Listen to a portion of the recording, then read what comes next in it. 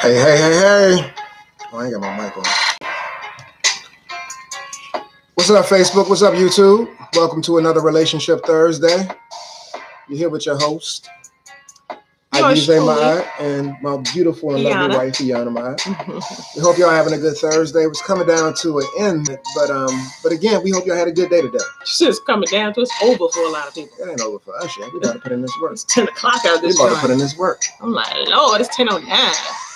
What's going on? So as y'all come into the room, please let us know where y'all are tuning in from. Please let us know where y'all are tuning in from. And again, we thank y'all. And please share. Please share the video. We thank y'all for coming on and joining us this evening. We got a good topic that we want to talk with y'all about tonight. And we hope that we'll be able to give you some information, some insight, some inspiration that you can use in your relationship. Because some of the tips that we're going to be giving y'all are things that we actually apply in our relationship. Mm-hmm. And so again, the hope is that y'all glean from what we share. And then you all post your own tips as well. Mm-hmm. Because the audience is not only listening to us, but they're reading what you post. So what's up, Stephanie? Hey, we see you. What's going on, Nita? And I see you, G, Latice, Rochelle. If you're just joining us tonight, we're going to be talking about relationship rituals. Mm-hmm. No relationship is like the next. Every relationship is different, and every relationship has its own, unique finesse. Yeah. Essence, whatever you want to call it. But there are some things that studies show, that research shows, that we just know from how we flow. Oh, I'm rapping. We just know works. So as you come into the room tonight, good evening, Tiffany, and welcome, Pamela.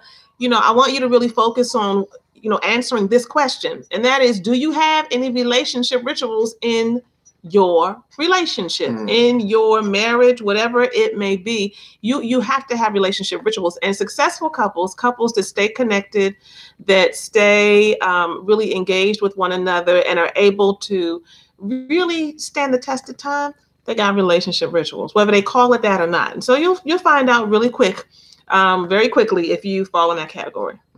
Absolutely. And so again, my name is Ayize Ma'at.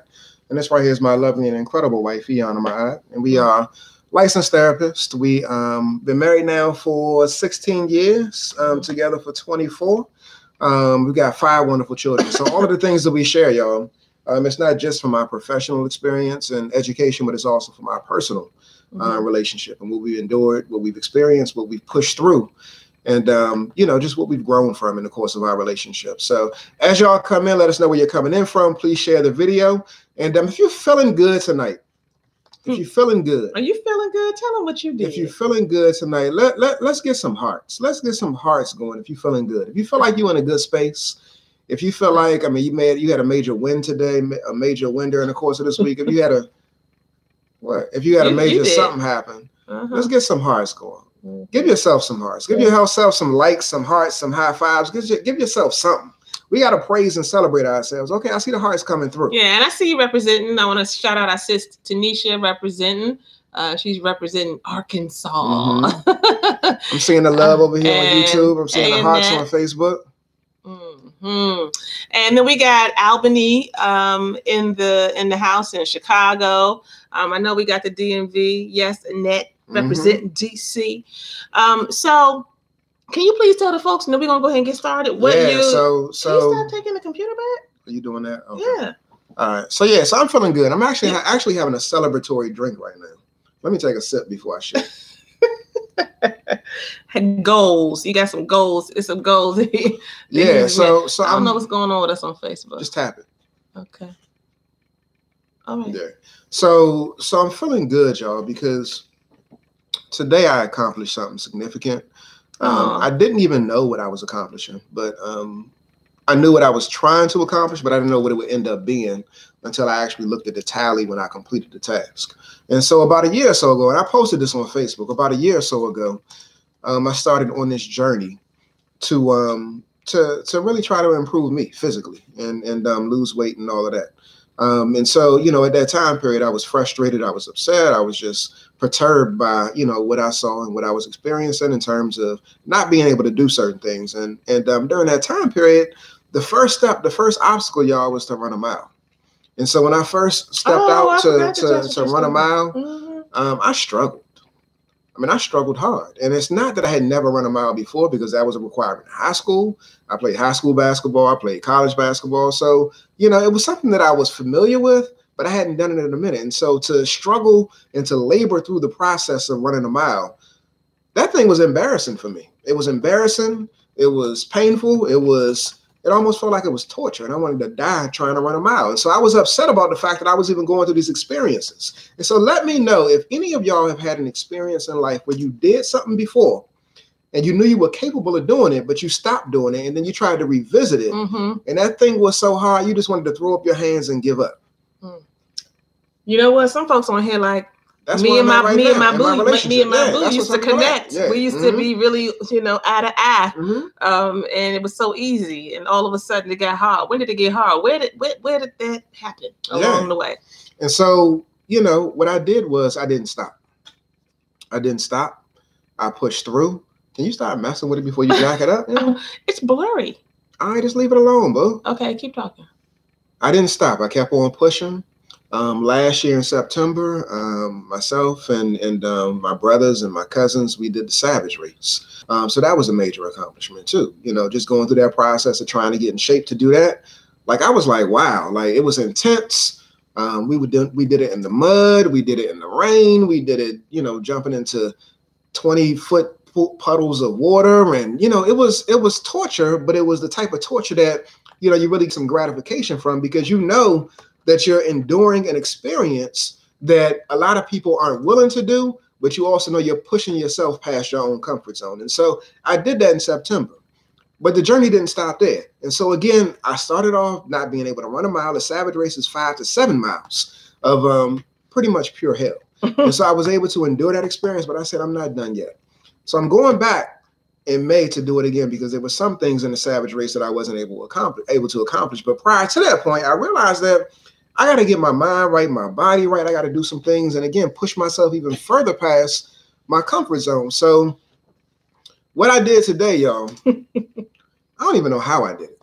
I think I just did it because I wanted to push my limits. I wanted to push my threshold. I wanted to see where the edge was. I wanted to push past the edge. I wanted to experience the pain. But again, a year ago, a mile was like pure hell. A mile was pure hell. Today, y'all, I did 15.13 miles. 15.13 miles. Yes. I still can't believe it. 15.13 miles. I stopped 3 times. But during the time periods that I stopped, I only stopped for maybe 30 seconds apiece. No more than a minute. Really, babe? Yes. What in the world? That's what I'm saying. What in the world? Like you about to be. I'm amazed by myself and what I was able to accomplish and achieve. And so I'm proud of you, baby. But that came from hard work. That came from consistency. That came from dedication. That came from perseverance. And so everything that I'm sharing with y'all right now is applicable even in the context of your relationship. So you all sit and you all see the missus and I before you. And you know, some of y'all want what we got. Some of y'all want more than what we got. But the reality is that we are where we are because we put in the work. There was a number of times, like today, where I could have tapped out, but I didn't. There were a number of times during the course of our relationship where I could have tapped out, where she could have tapped out, but neither one of us did. We just kept on pushing. And so sometimes during the course of engaging in this race, during the course of engaging in the race of your relationship, you're going to experience the hills, you're going to experience the valleys, but the objective, again, is just to keep on moving, keep on pushing. And one of the things that I made sure that I did was one thing that I do is that I don't look too far in advance. So when I'm running, I'm looking pretty much just a few feet in front of me. And so I'm chunking the larger tasks down into smaller goals. And so in the course of our relationship, again, if your relationship right now is effed up, you can't think about doing what we're doing on YouTube, on Facebook right now. That's not your goal. Your goal is to simply maybe something as simple as sitting next to your partner and having a conversation. Your goal may be something simple as like holding your hand.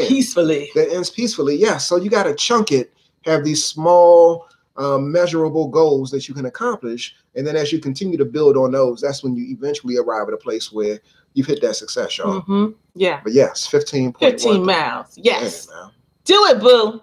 I'm gonna pay for this thing tomorrow. No, you're not. Don't even say that.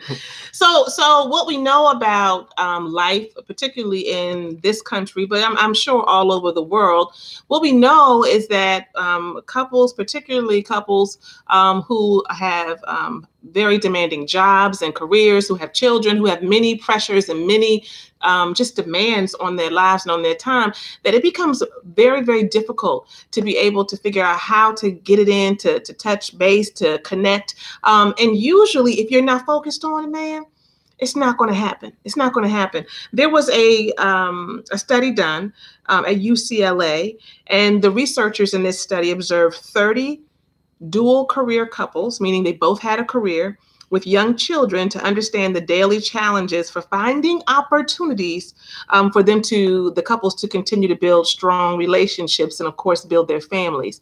And what they discovered is that these couples spend less than 10%. That's pretty much most folks listening right now. 10%, less than 10% of their time at home with each other and without their kids around. Many of the couples are career focused with long working hours. One partner may have really long working hours, and then have a double burden of work and childcare for the other partner. And that oftentimes these couples prioritize children and household needs over the needs of their spouse or themselves. So what happens? They end up becoming more like roommates. They drift apart emotionally and physically. And they miss important opportunities to connect emotionally on a daily basis. This is what the researchers found. They miss the opportunity to connect daily.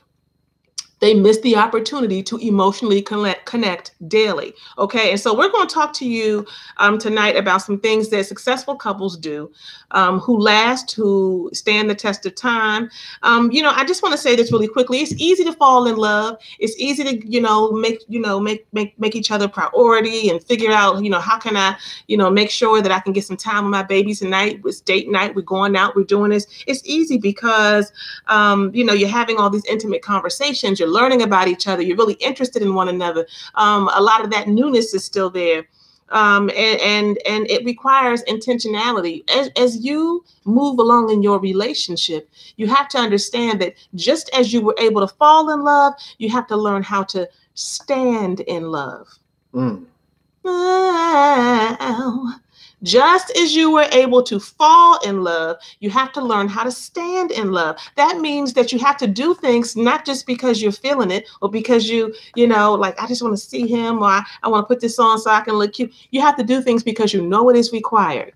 Mm-hmm. I don't feel like cooking for my family. I don't feel like picking up certain shit. Not a lot of times, no. I just want to get some McDonald's and come home and sometimes that's what it is. Because sometimes I just want some McDonald's French fries. And you already know that, and a large Coke with light ice. But I do what I have to do. I do what I know I need to do. And I'm not 100% with it, but we have to recognize that standing in love means that you recognize and you understand there are certain things that are non-negotiable in your relationship. Emotionally connecting in on a daily basis is a non-negotiable for a couple who is going to last and who's going to stay connected. Because guess what? You will have periods of time in your lives where there's a lot of pressure at work or with jobs and with getting out the house and running the household, with kids are really demanding, whatever it is, right? But those times will come and those times will go. And the two people who will be standing there with one another or sleeping in two separate rooms and two separate beds will be you and your boo. So which one will you be? Will you be the couple who knows how to stand in love and to practice the things that are really helpful? Or will you be that couple who drifts apart? And so tonight we're going to go ahead and just tell you a few things that you can do to ritualize your daily interactions. Y'all feeling that? I see your likes. And I think it's important. We want you to for my note takers, ritualize your daily interactions. Ritualize them, okay? And what I mean by that is when I'm mad and I'm irritated and I'm not really feeling say we still, come in, not all the time. But a lot of times, even when we're agitated with one another, we've got about to give some of the tips, some beef. No, I'm just, probably a little bit. But we can start with this one. You come in the house or I come in the house, we still embrace one another. Mm-hmm. We come together and it's not hey, you know how you get people that, hey, how you doing? No, but we really take the time to pause. If I'm doing something, if I'm at the stove, oftentimes, I'm just cooking all the time. But oftentimes when you come in the house, that's what I'm doing. or if I'm in wherever I'm at, wherever he is, we stop, we pause, we put down what we're doing. We say, wait a minute, he'll be talking to the kids. Give me a second. Hold on. He turns to me and we embrace. And it's an intentional embrace, is it not? Yeah. And so it's really important to make sure that you greet one another and that your greeting is intentional and that you pause for it. And if you practice that and you have some discipline around it, for some people, I know there was a couple we were working with some time ago and it was so complicated to them. And I'm thinking to myself, yo, like, you know how to like stop, pause, and really just kind of lean in. But you know what? If we get out of the habit of that, it can be very uncomfortable and we don't think we know, but we really do. And I remember the husband asking, so how long should the hug be? Like, how long I gotta do that? And do I need to ask for a question when I do that? Like, he really wanted it to be prescriptive, And I think what's most important is that you take the time to pause and make sure you greet one another, no matter where you are. So you greet when each other comes in the house. If you're going to an event in common, you drive in separate cars, you get to the place, you pause and you greet one another. But it's an intentional greeting. So much so that sometimes people have seen us and be like, yeah. So no, we're not really doing anything super, extraordinary. We're just making sure that we acknowledge that this is my everything. No matter what's happening, I make time for you. And I see you no matter what's going on with us. I capital S, capital E, you. Okay, so greet one another. That's one way you can ritualize your interactions daily to stay connected. And so, when we speak about greeting each other, one thing that I do want to ask you all, how do you all greet each other in the morning? And so successful couples have rituals around when they wake up and also when they go to bed. Right. And so what does your routine look like when it comes to you waking up in the morning? What do y'all think? Think about what you first do when you wake up. How do you greet your partner? How do you greet your partner? Or do you? Like, what does it look like? So while y'all doing that, drop some comments, keep it 100. What do you do? Because I know the first thing, and this is what you are not supposed to do, but I know the first thing me and my husband do. Now we do something after that, but the very first thing, that's not good, babe. We just got to keep it 100. What are you talking about? That we do when we open our eyes more often than not. What? You don't know? I got to tell you. What's next to you on your side of the bed and what's next to me on my side of the bed? My phone ain't next to me on my side of the bed. Sometimes it's not. It has been on next to you a lot of times, like 75% of the time. Sometimes you'll put it on the other side of the room. But the bottom line is you get your phone and you look at your phone. I don't. See, why you always got to have one partner just don't tell the truth? You do that. I don't do that. The first thing that I do as it pertains to you is I say, good morning, baby. No, baby. I do. I really do. True. No, I do. I know what I do. I know. And I turn over and look, and you be like sitting halfway up in the bed, and I see your back, and you be like this on your phone. No. So we're not talking about what happened. I don't even know if you're like saying no for the last 5 days. Like I'm not. We're talking about in general what the practice has been. Yeah, so even your phone being across the room sometimes, that you say, okay, we'll talk about that later. Y'all get it. Y'all get the point. I'm deliberate about not being on my phone first thing in the morning. What? Since you've been running? Because he's been getting real conscious since he started running. He run 15 miles now. He's so elevated, He's like, my practices are different. What I'm eating, my practices are different. And it's true. But you know how you get. Like I'm an athlete and I'm out here getting this exercise and I need egg whites. Yeah. And I make sure I acknowledge my wife, but you don't. No, I do. So no, but what I'm saying, babe. So it might be shortly, but what I'm saying is, dude, we've been together for a long time. For the most part, you get on your phone, and so have I. And then once we get off the phone, before we get out the bed, we'll look over and I'll be like, "Good morning, baby," or you might be like, "Good morning, sweetie." I'll be like, "Good morning, honey." So you're telling me. So I'm telling you that yes, we do greet one another. That's the point, right? That we go to. Bruce said he squeezes his woman's butt. I see you, Bruce. Shout out to you. There you go. And look, Shawana said her husband is still asleep. Gloria said her husband is up before her. Wait a minute, Gloria, where your comment go? Shoot, it left me. I don't know where. You just said your husband is up before you. Go ahead, babe. I know you was trying to say something. I'm gonna try and cut you off. I just want to be clear. Okay. Are you saying that I go to my phone before I go to you? Let me think about it. Yeah, because what I'm saying is that's what we have done for a long time, and that we should be better about that. And I'm not saying that first of all, you be getting up now 4:30 in the morning. So most of the time I'm not awake when you're. So you're not coming and say hello, baby, because you're gone and you're outside running or whatever. Yeah. So, but in general, yes. We would get up and I might get my phone and you get your phone. Nah. And I'm not saying that sometimes you don't say hi before you get the phone, but you get the phone, just like I get the phone. And then we turn over and be like, hey, boo. I'm not feeling that. Yeah, well, inaccurate. Yeah, I don't. Nevertheless, we all have things. Agree. You cannot agree, but I know what you're doing. I know for a fact. So y'all get the point. You greet one another when you wake up. Don't just jump out the bed and roll over to the bathroom and start doing what you're doing. You actually need to make sure that you greet one another. It's not just a hello or a good morning. It's also, showing some interest about your partner and their day. So I'll ask my husband, and you'd be responding like, why? And I'll be like, because I want to know. I don't know why you'd be still saying that sometimes. Why? But I ask him, what's your day look like? Right? What you got going today? And then he'll ask me, after he say why, every now and then he say why, I'm like, because I want to know. And then he'll ask me and I'll let him know. So then I have a sense of what's happening for him. And oftentimes it will let me know if he has something stressful that's coming up, or if he has a meeting or something that is high pressure that I just really had no awareness of. How many of us have our own, lives, our own separate places and spaces in the world where we are going to work and we're handling certain things, dealing with different people, and our partner really doesn't know much about it. So just doing that allows you to check in and get a sense of where your partner is. And then that's a prompt for me. That's a cue for me. Let me follow up with him later on when I see him. How did that meeting go? Or, how did that situation go with your client, right? So making sure that you really take some time to show some interest. Is it a long conversation? No. Mm-hmm. And that's not happening in our house anyway, because as soon as I start to try to talk too much, my husband will look at me with a side eye like, it's morning time, right? Click on that comment right there. I would rub my partner's back and kiss on his shoulder. Oh, that's nice. On a weekday or on a weekend? Kadria. Well, if you do that on a weekday, that's acknowledgement. That's awesome. That's awesome. Yeah. And so it's not just in the morning, y'all. So what is your ritual at nighttime? Mm-hmm. What is your ritual prior to going to bed? Do y'all go to bed at the same time? Exactly. Now, that's a big one. Mm-hmm. And we have had periods of time in our relationship where we're not going to bed at the same time because I have certain things. I am more of a night owl. My husband has been, but he's less so. And as I've gotten older, I can't quite hang like I used to anyway. But, there have been periods of time where we are going to bed at different times. Mm-hmm. But what do you think that affects? I'm going to see some comments. What does it affect when you go to bed at different times and you're not intentional, or just, like it's not a big deal? What does that affect between the two of you?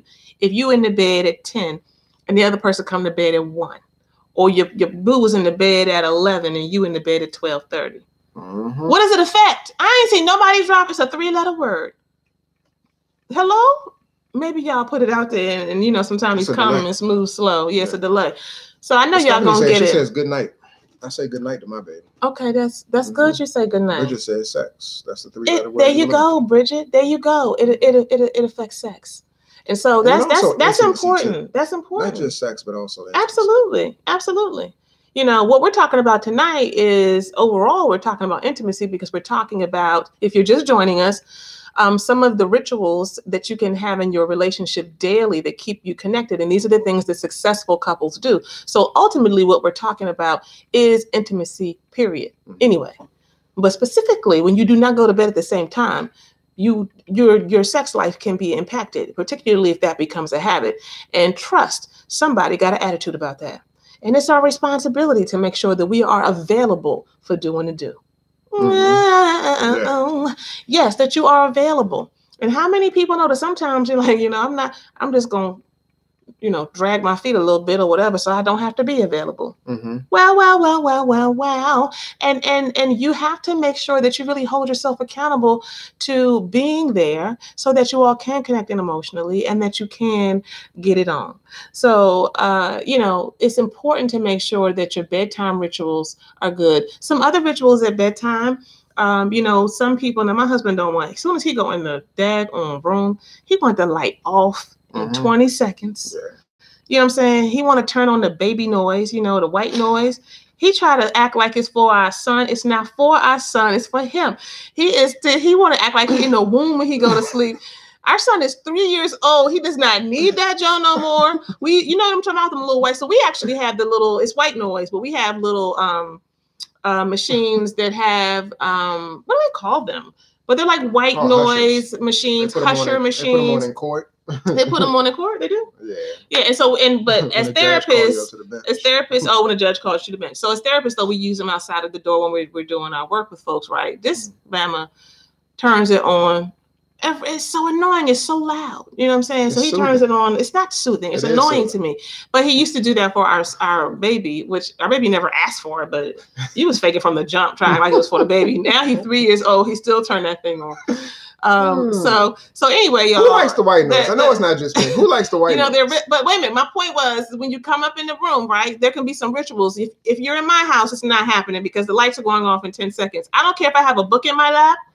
You know what I'm saying? If I'm sitting in the bed, like with the book, like lights, I'm like, dude, can you see me? I don't care if I have something I might be writing in my journal. It's not intentional. The lights are going off. He said it's not intentional, but he's been saying that for years. It's not intentional. He doing that all the time. Automatic routine or process. Yeah.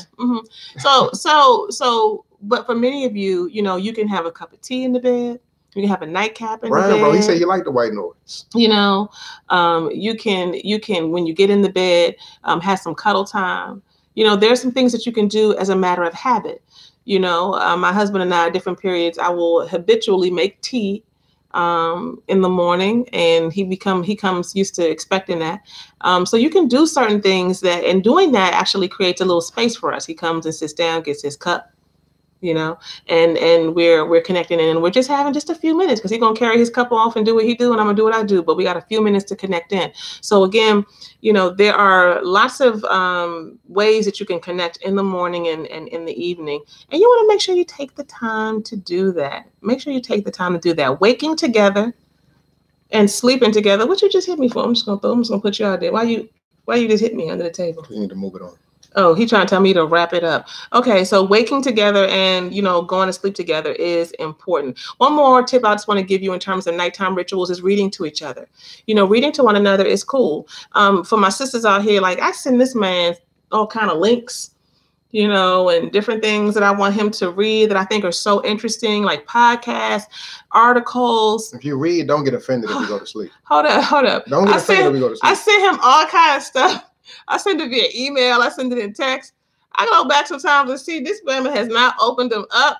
You know what I mean? Like the joints is still bolded, you know, in the email. Facebook, we'll get clear in a minute. I don't know what's going on with our fuzzy picture or whatever.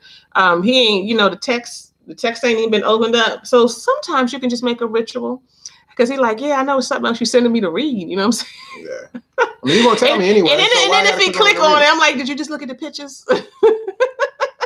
He just looked at the title and the pictures. I get the point. to get the essence of it. But you can read to one another. So now you got them captive and you can tell them some things. Obviously cooking breakfast together, cuddling a few minutes before you start the day. A lot of couples do share coffee and that kind of thing in the morning, taking turns with who's going to prepare what, you know, doing that. And guess what? If you're like, what? Like, who does that? I remember one time the last thing I said, I know you told me to move it on. Hurry it up. I'm talking a lot. Yeah.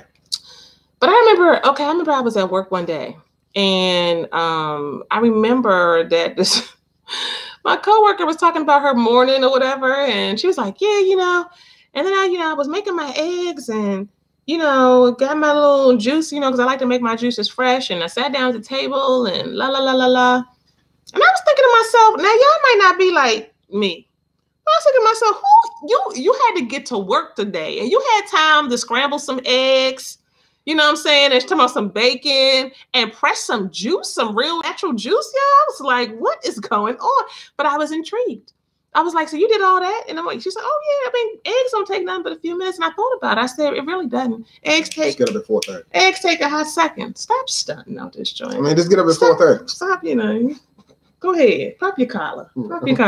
So, but I thought about it and I said, you know, it really doesn't take that long to make some eggs. It doesn't take that long to put a piece of bread in a toaster, right? And how long does it take for you to sit your rear end down in the chair and actually eat it? So if you think about it, if you just got up maybe 30 minutes earlier, right? 30 minutes earlier, even if you didn't do it every day of the week, but you just did it twice a week, or you did it one day of the week. My husband and I share lunch together every Wednesday for the most part. There are times when we can't do that, but every Wednesday we've been able to create a space where we can do that, and we have lunch together. So you can find ways to do it, because it really doesn't require as much as you think it does. It just requires your making it a priority to do it. Because if your boss said you need to be to work early 30 minutes once a week, you would be blown, and you might want to understand why, but you would do it.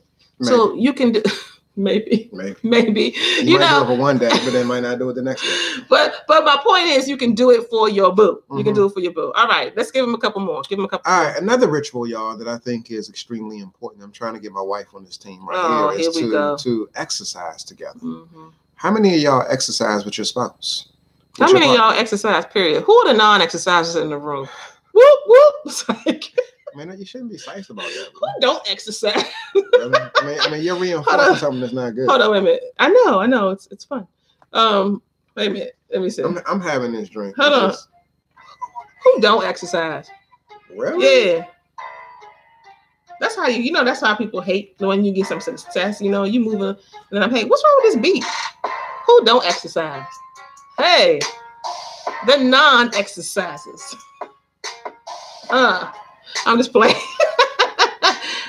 That beat didn't come in. No, it's good to exercise, and I think it's actually. And we have done that. Don't act like we've not done that in the past. I'm not saying that we have. Okay, I'm just saying got room for it in my consciousness right now. So exercising together, y'all, is another good ritual that I think, or at least I know from past experience, can enhance the intimacy in a relationship. From past experience? From past Patty. He is Patty. From past experience can enhance the intimacy because, I mean, y'all are on one accord. Y'all are like pushing towards a goal together. And you feel like you're not in this thing by yourself. You feel like you're not going through the sweat, the blood, sweat, and tears, the misery, the pain, the agony. You're not feeling sore. You're not getting the cramps. You're still feeling sore, babe. You're still feeling that. I mean, you're not doing it by yourself. And so it feels so much better, so much sweeter when you have a comrade who's in arms with you, lock and key, standing right there beside you, going to battle with you. Feels so much better. I know that's so right. And so again, if you're not exercising together, just do it. Okay, I hear that. He's calling me out, but that's a good one. For those who do exercise already and you do it by yourself, perhaps, do it together. It's it makes for interesting, dynamic. Because anytime we have exercise together in the past, so maybe just we have done walking. When we walk, he always wants to walk faster. And I'm like, can you slow down? I'm like, I thought this was a stroll. He's like, no, this is brisk walking. So it makes it interesting. I don't know what's going on with Facebook. So the other thing is that you want to make sure that you're talking daily. That might seem like hold on. Let's before we go to that. Okay. So, one significant thing about exercising together, y'all, is that exercising is really placing value on your health. Yeah. And so we can't underestimate. I can't underestimate how much it feels like you're trying to talk to me right now through this video. No. I'm just keeping it real. Like, I mean, as we get older, I mean, we all have certain health challenges that we got to experience and get through and deal with. And so to exercise together, to make it a part of your relationship, to make it a relationship ritual means that it's prioritized, that you all are prioritizing long life, longevity. Yes. That your boo is going to be there with you, that you're going to be there with your boo. And so, you don't want to dismiss it and say that it's not something that's significant because it really is. To do it together, it enhances the intimacy. But even above and beyond that, it also can enhance the quality of your life and the longevity of your life too. So please prioritize that. So I'm with you on that. So talking daily. So this may seem kind of like, what do you mean talking daily? Who doesn't talk daily? But there are a lot of couples who really don't engage in talking to one another daily. And what we mean by that is really making time for stress-reducing conversation. Stress-reducing conversation. So that means that, you're intentionally talking with one another. You're taking the time, as we've said throughout tonight's live stream, you're really taking the time to connect in with your partner and see what's going on with them. That you're not just sharing the facts of what happened in your day or what's happening for you, but you're sharing how you feel about what happened. You see, there's a difference. Well, this is what happened. And then he said this, my mother called and this bill came in. But how do you feel about it? And so when you share how you feel, that's a connecting moment. That's an emotional vulnerability. And if you become used to doing that, if you make that a practice, then it will be habitual for you all to kind of get into synchronicity in terms of what you're feeling emotionally with one another. And it will not be something that's kind of like every once in a while. And it's like, amazing because it happened once, a year on your anniversary. So make sure that you're taking the time to do that. Again, it can just be for 15 minutes. right? For busy couples, it's just like 15 minutes of being able to connect in and have a thorough conversation. And thorough means I'm talking about not just what happened, but about how I feel about what happened. That can make a world of difference. You can do that, like I said, through some type of ritual, having a beverage together, having some tea, having some coffee, something that you will have to do every day. Sometimes you're picking up the kids and you're driving home together, right? Somebody's picking you up from the metro, right? And then you're all in the car for a little while by yourselves. Then make that the time. Make that the time, right? So figure out where you all have space that you do connect in for at least 10 to 15 minutes by yourselves, and make that the time. And you have to be disciplined, because let me tell you something. We got 5 kids, and our children love them to pieces. They will try to get in on everything that we got going on. Sometimes, you know, we do little trips like, hey, I got to go to the CVS to pick up my prescription. You want to ride? Yeah. We just ride into the CVS. That's a time for us to talk. Mm-hmm. It's a time for us to connect in. We got to get it in when we can fit it in. But our son or daughter or whomever, one of them, can I go? I want to go. I got money I want to spend. I wanted to buy a Slim Jim, you know, all this kind of stuff. And so for those of you out there who feel guilty, right, and feel like you always like, oh, you can't go do anything on your own, or for some of y'all to be lying, like, oh, we're not going nowhere. We just have to do da-da-da, because you don't want your kids to get upset and give you all this flack. Cut that out. You have to prioritize your time. I will direct you to a YouTube video called Private Time with Little Bill. You know Little Bill? Some of y'all ain't trying to look at Little Bill because y'all ain't too sure about Bill Cosby, but I'm just saying Little Bill on YouTube, you can find an old cartoon. It's called Private Time, and it's talking about how mommies and daddies, adults, need to have private time. And sometimes we got to, you know, say, look, we won't tell you to go look at that, to our 13 and 14-year-old. Mm-hmm. Matter of fact, I just referenced it earlier today to our 17-year-old. Are you there? Yeah, like sometimes we just need private time, bruh. No, you can't come, you know? So I did. I actually did, you know, so be okay with that, a little bit, and be disciplined around those conversations and making the time to do it. And so, you know, one barrier that gets in the way and then blocks us from having that private time, having those conversations, is this right here. It's this. And so you have to really be intentional about putting that thing down. Mm-hmm. Put it on airplane mode. If you're preoccupied and it's easier for you to have conversations with everybody else in the world, across the world, through Facebook, mm-hmm. through Instagram, through Twitter, then it's a problem, because you got people that's right here in front of you that, you know, that you're supposed to be connecting with, and you're not doing it because you're allowing these other superficial relationships, these other, you know, acquaintances get in the way and impact your ability to be able to engage the people that you say you love. And so, mm-hmm. again, prioritize those people, put your phone down. And focus in. It doesn't take a lot. And sometimes people stumble across a situation where they don't know what to talk about because they talk so much to their partner. That's why it's important for you all to have maybe even common interest, or if you have something that you're interested in that you can share. But again, please make sure you're prioritizing connecting in with your spouse and having a conversation with him or her. Yeah. So lastly, this is the last one for tonight. Tiffany said, wait a minute. Really, sir? Well, he told me I'm too private and I don't talk enough. So, you know, if it applies to you, take it in. If it doesn't, then, you know, don't take it in. Please share this video, y'all. Please share it. This is our last one for the evening.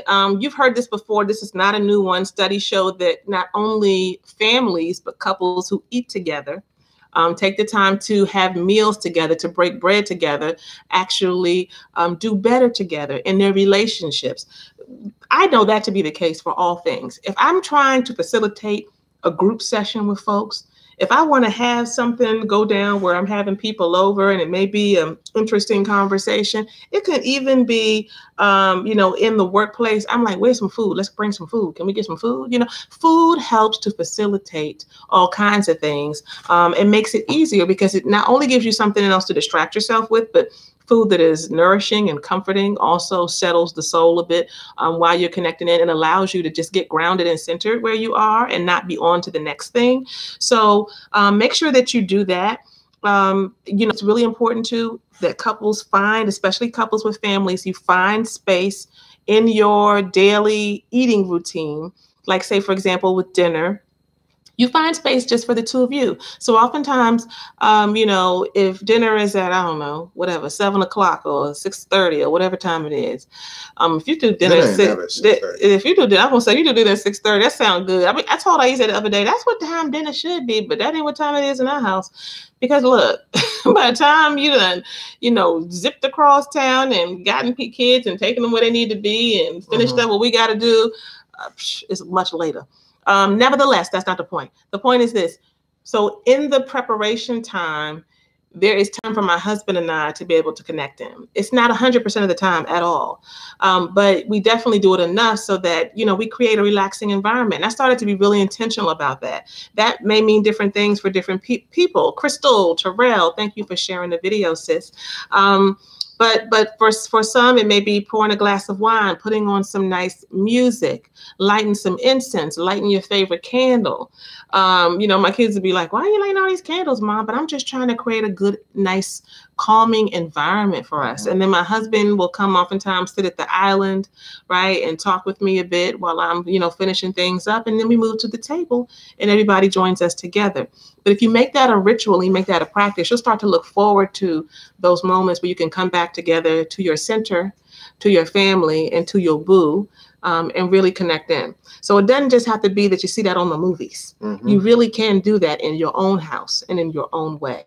So make room to have your meals together, because the science shows us that those are oftentimes the only times that families and particularly children get a chance to say what they're feeling, what's going on for them, for that stuff to come out, you know. And you can be corny like me and like have like, you know, I have some scriptures on the table.